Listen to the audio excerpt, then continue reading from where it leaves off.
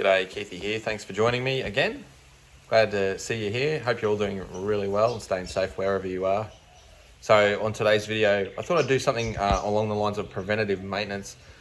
So I've had a lot of emails, a lot of questions about certain things. I got a roof rack inquiry, or a few of roof rack inquiries recently. Same with the drawers and the rear wheel carrier on the back of this thing there in the pipeline. Good things take time, so hopefully I can get them to you reasonably soon.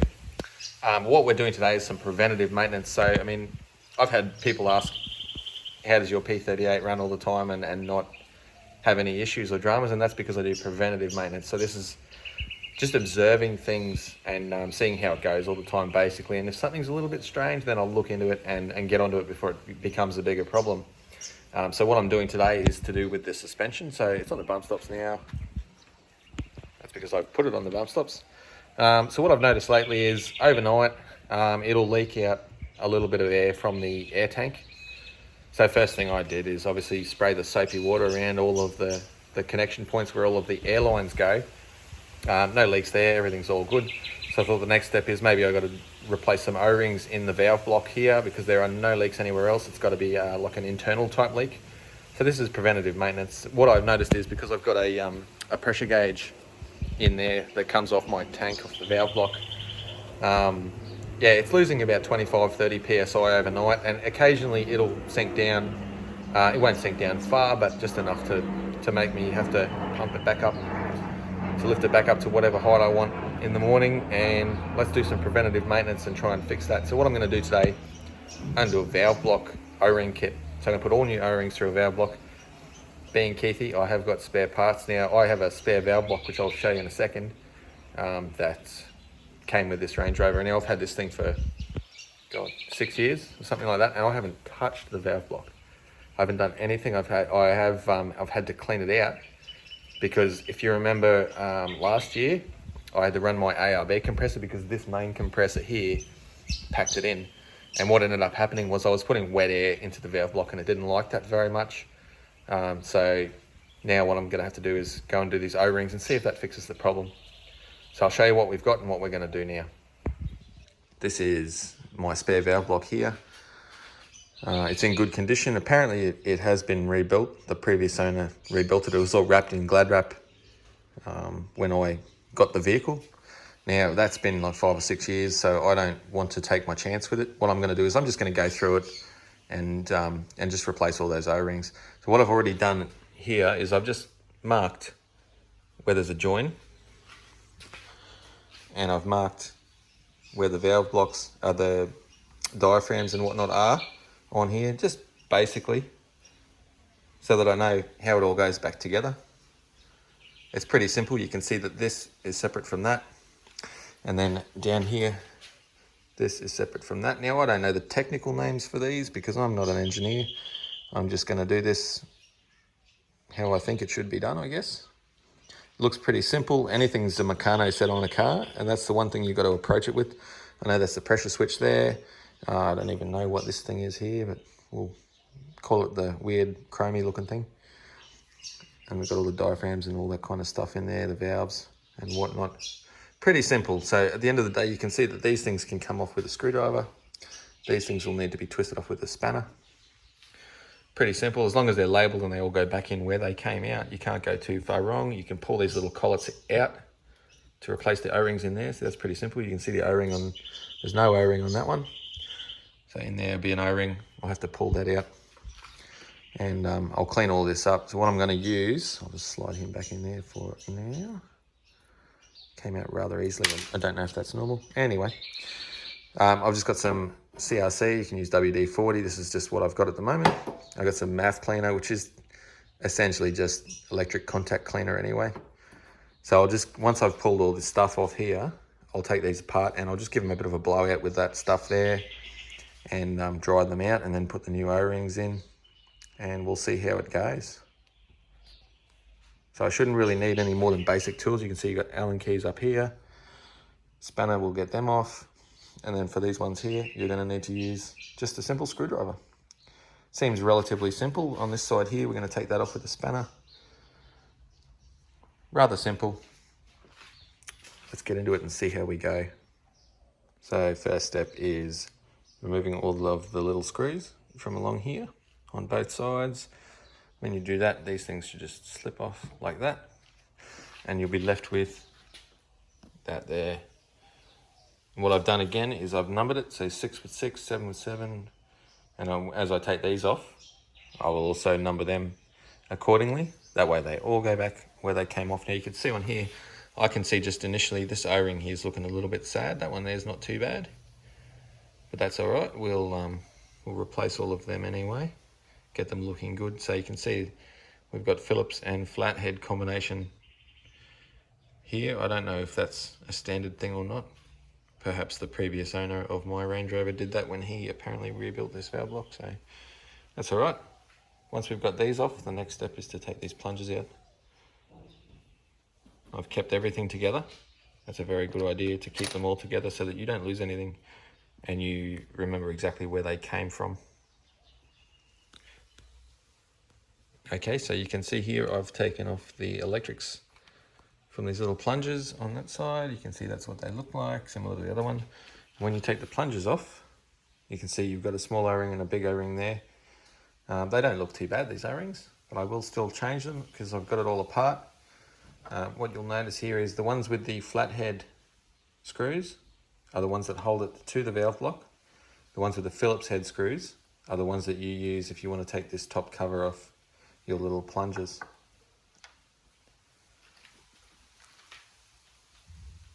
I've also removed the air feed from the compressor and this little comey brassy doodah from here. I don't even know what it is.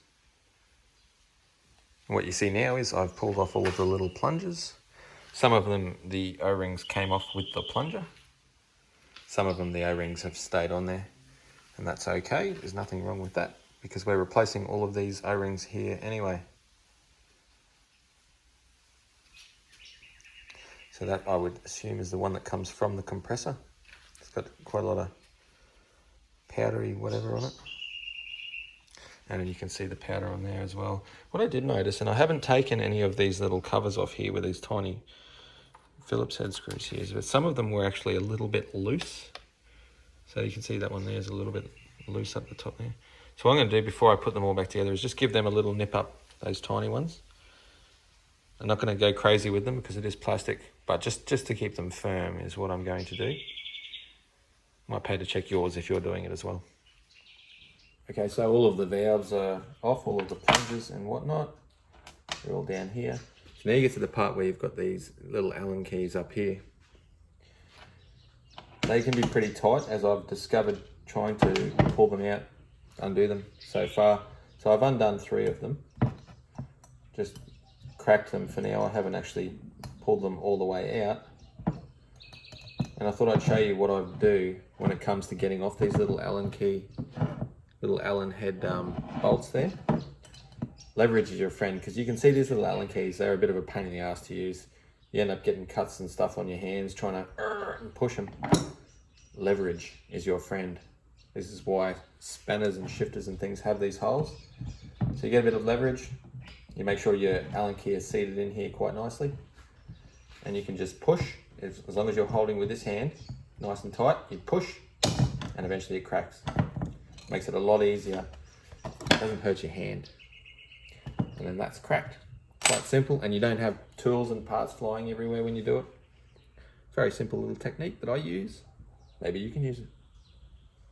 So I'll pull the last little screw out of here, make sure we grab the washer. And this little section here should separate. Yep, there we go. So what you see in here is a couple of flow holes and a couple of little diaphragms with springs. They've all got O-rings as well that need to be replaced, so we'll do that. Okay, so now we're onto the side here where the air comes in from the air compressor. I've undone all of these. They're all loosey-goosey. You can see it's wobbling around. Like, I had to give it a little bit of a tap to separate it. You might have to do the same with the top one. So there's actually a spring under here. If you see, as I lift it up, there's a little spring. Cute little fella. And there's our O-rings right there. And looks like a diaphragm there, a non-return valve or a diaphragm of some sort. Now I'm not going to play with that too much, but I will change the O-rings. I can see that inner O-ring there is actually dead flat. It looks like it's had a bit of a hard life, so we'll definitely change them. We've got the whole kit there, so we'll use that. Okay, so it's all in bits. The next step is to clean it. So what I'm going to do is I'm going to use my trusty CRC, and I'm going to use my microfiber rag. You don't have to use microfiber, use what you want. I'm guessing here that the idea is just to clean up these surfaces where the O-rings will seal. So you want to get right in there, clean them right up, make sure there's no grit, make sure there's no anything in there that could prevent a good seal. It doesn't have to be perfect, but there's, you know, I can feel no lip on that. I've already cleaned this a little bit. I'm just going to clean all of that residue off just here, just to make it all nice and smooth and flat. Once I've done this, I'll flip it over, do the other side. I'll clean this face here as well and at the top, but I'll make sure that I don't get my marks rubbed off. Clean everywhere, clean absolutely everything. I'll remove those O-rings before I clean in there. And then we work on all of the other bits and bobs that have O-rings. Make sure you keep your spring there, you need that. So everything is going to be cleaned up just perfect before it all goes back together. So you'll see it's coming along quite nicely there now. There's not any residue or anything on there. What I found quite easy to use to get this stuff off is a screwdriver. Funny enough, just a small flathead screwdriver. All you do, very gently, just scratch away at it, and it just comes off quite easily, just like that.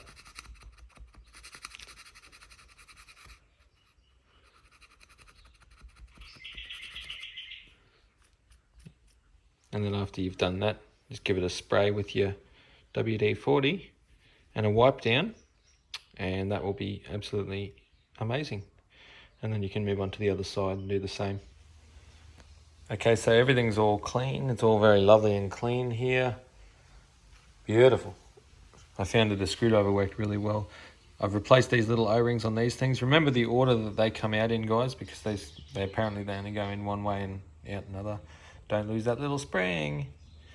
So what I've done is I've changed the O-rings on these two parts here, so there's an air valve in there.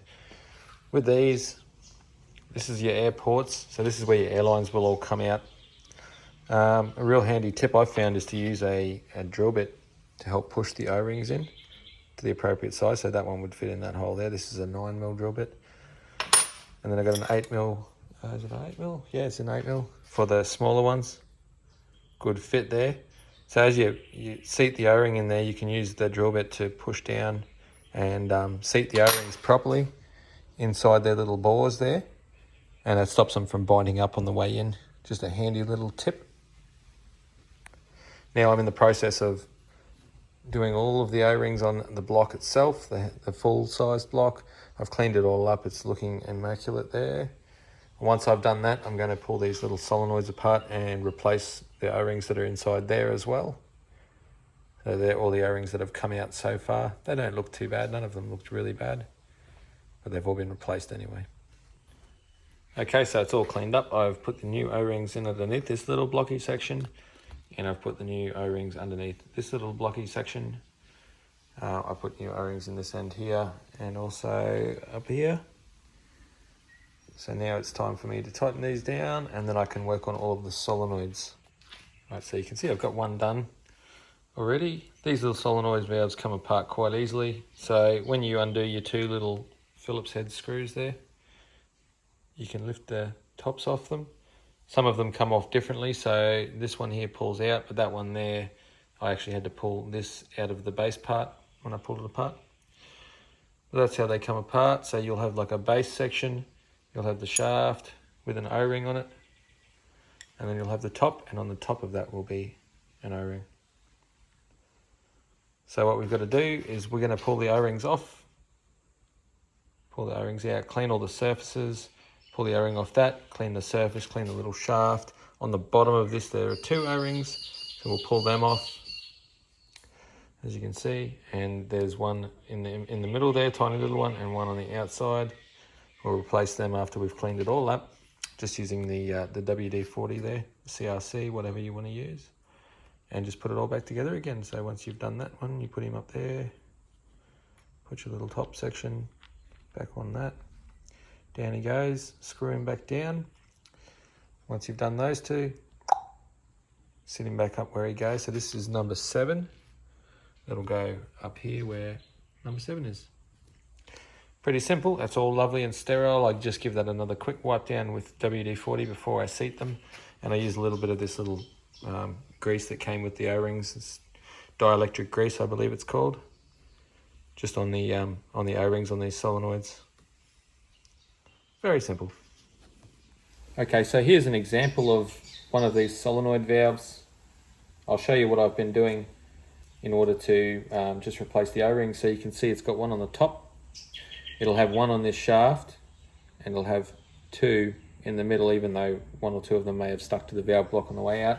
There's a little one and a big one. Some of these valves are different. For example, this one that I've numbered, number 5, I believe is the diaphragm valve. That hasn't got one on the top. It's the last one along. There are 3 different types of these valves, so they do differ slightly, but this is what I do. So the first thing I do is I take the O-rings off that I can see, which is that little one's already come off when I took the valve block off. Got one on the top here as well, tiny little screwdriver, very handy for that. They don't look bad, they may well still be okay, but we're going to change them anyway for peace of mind. Then you get your screwdriver and you undo these. These were very loose, all of these so far in my case, these little Phillips head ones. I don't know if they're meant to be loose or not. I'm doing them up firm when I do them up, not tight, just firm. Okay, so I've undone the 2 little Phillips heads that were in here. This will practically try and spring off now, so I'll just pull him off gently. Sometimes you have to wiggle them a little bit. This one, oh, there you go. Took a little bit more effort. The other ones have just popped out on their own. So you'll see in the bottom here, there are no O-rings inside there where this plunger goes. It's only the 2 on the bottom of that. You can pull this part off the shaft.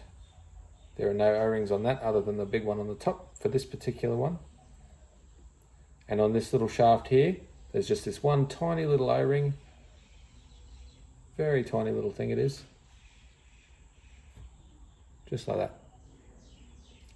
So I've got my O-rings up here. I know what I need to replace, and I also know there's one little one off the bottom of this that came off and was stuck to the valve block when I removed it.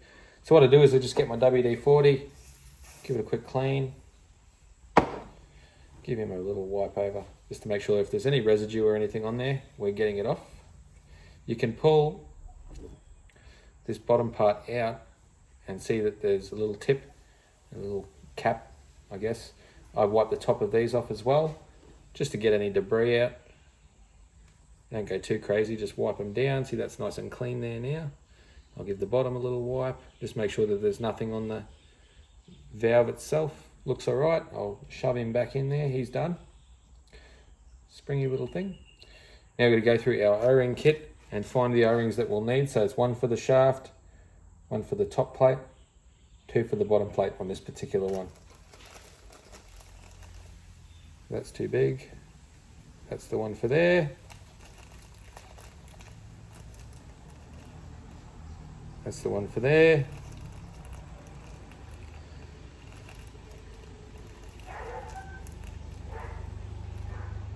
This one's for the little shaft there.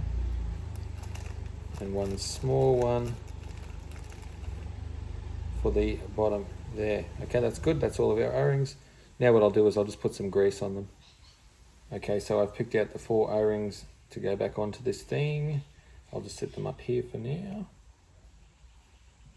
Then what we're going to do is we're going to clean these up. So there might be a bit of old grease and whatnot in here. We're just going to give it a quick hit with the WD-40, and even you can use this little tiny screwdriver here. You can see it gets out the little bits of old grease that might be in there.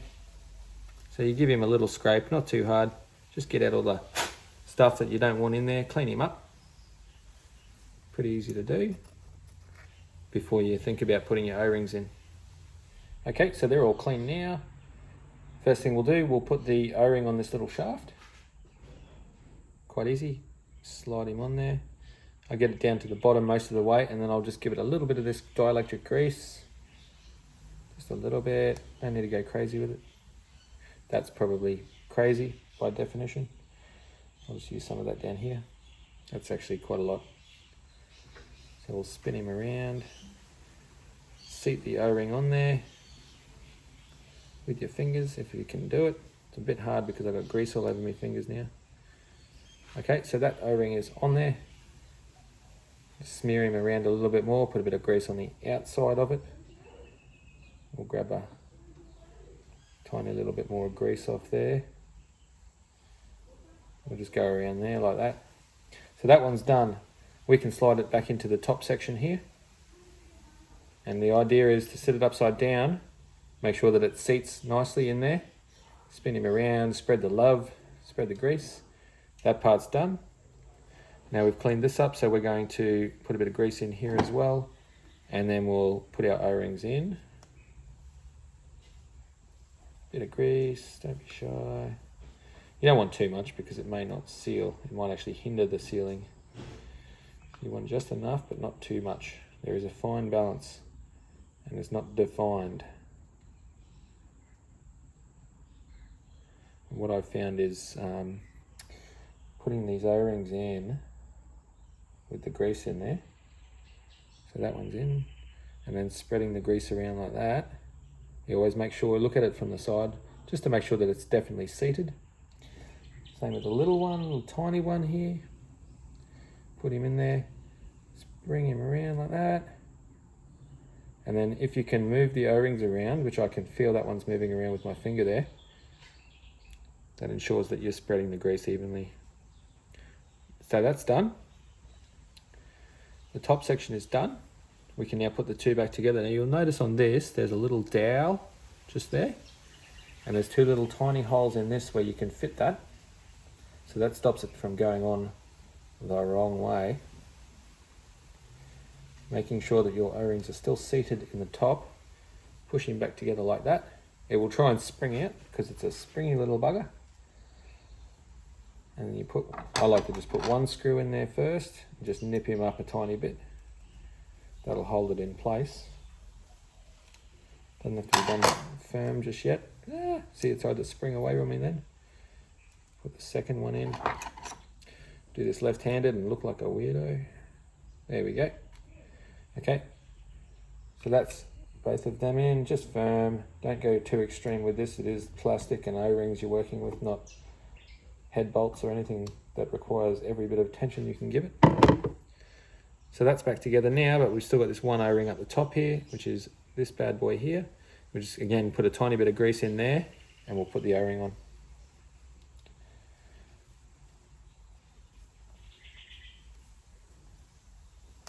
Lovely day for it. It's about 26 degrees here in Townsville, 26 degrees Celsius that is. For you guys who work in Fahrenheit, I don't know what that would equate to. Maybe 70 degrees or something like that. That's a guess. But perfect temp to be working on a car or working on bits and pieces. Same with the other O-rings. Just make sure that that's seated, so you'll give it a little bit of a press down. Spread the love with that grease all around. Make sure that you've still got your O-rings on the bottom because you were silly like me and put them in first.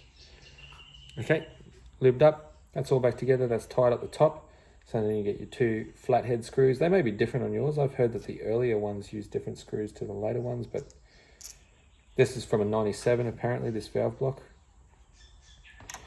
Going into a 2002 P38. All right. So I like to just put the screwdriver on there on that first little. So he's lined up.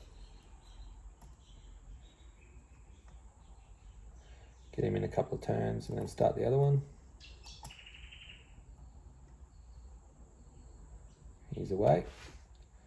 And then we'll screw him all the way up.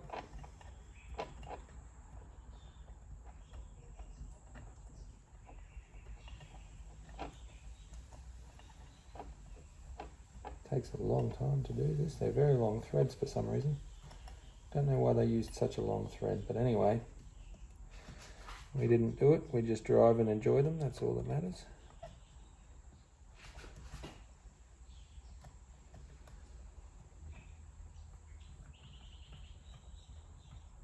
very simple little process. It's only taken me about an hour so far to do this. And that's with a cup of tea in between. Yep, seated down nicely there. Nip. Just firm, remember, you don't have to take it through to next week with the tension you put on this. You just want it firm so that it doesn't come apart with vibrations or anything. There we go, that's lovely. And that is how you do one of the little solenoid plungers. Like I said, there are 3 different types and each of them have different O-ring configurations. You'll work that out and just go through your little bag of O-rings to work out which ones fit. Okay, so final stage now. I've got all of the solenoids back on here. It's time for me now to put all of the valves, drivers, electrics, fun stuff back on. Pretty simple. They come off the way that they went on, and if you numbered it all at the start, then you'll see they've all got little numbers on them. That's number 3, that one. So they correspond with where they came off originally, and you shouldn't have any gremlins or fun little dramas when you do put them back on. All right, so there we have it, job done. We've got our valve block there, all rebuilt. So I've put the covers, the housing bits back on. Remember these little ports here are double O-ringed, so you pull 2 out, you put 2 back in. I always write down the date as well when I rebuild these things so that I know when it was last rebuilt. And that's it, guys. From there, I'm going to install that in the car tomorrow, so you can have a bit of a look at how I do that. I hope I help somebody out. It's a very easy job. It only took me about 2 hours all up, and that includes a bit of filming and a cup of tea in between. Just make sure that you put an O-ring where there used to be an O-ring, clean everything up as you go. Just use WD-40, and a little bit of grease as well is a good idea for when you're putting those O-rings in, but otherwise not too hard a job with basic tools and a little bit of keen encouragement. Take care. See you next time.